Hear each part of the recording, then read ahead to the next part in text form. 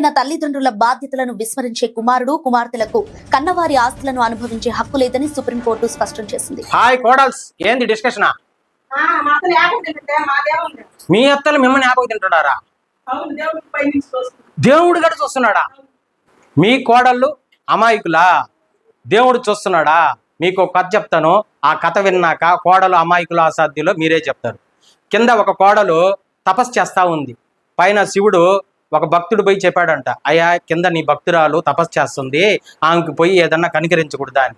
శివుడు లేచాడు కిందకి భూలోకానికి రావడానికి. పార్వతీదేవి ఆపింది, అయ్యా నువ్వు పోతున్నది కోడల దగ్గరికి, ఆమె అత్తనే యాపకు తింటుంది, ఆమె దగ్గర పోయినావంటే నువ్వు బుక్ అయిపోతావని. నేను కోడల దగ్గరే సేవ చేయిస్తానని భూలోకం బయలుదేరాడు శివుడు. ఆ శివుడు ఆ భక్తురాల్ని, అమ్మా నీకేం వరం కావాలో కోరుకో అమ్మా అని అంటారు. స్వామి నాకు 3 వరాలు కావాలి అనింది భక్తురాలు. మొదటి వరం నాకు 1 కోటి రూపాయలు కావాలనింది. అలాగేనమ్మా, నీకు 1 కోటి, మీ అత్తకి 10 కోట్లు.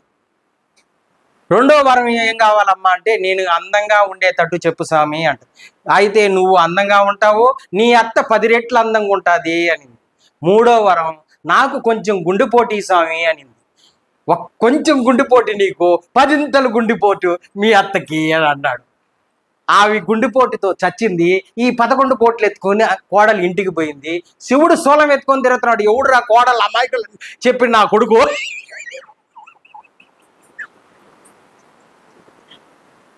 ఇప్పుడు చెప్పండి, కోడలు అమాయకులా? దీని తల్లి నువ్వే ఇంతనా? ఈ ప్రపంచం లేపెళ్ళమైన అంతనా?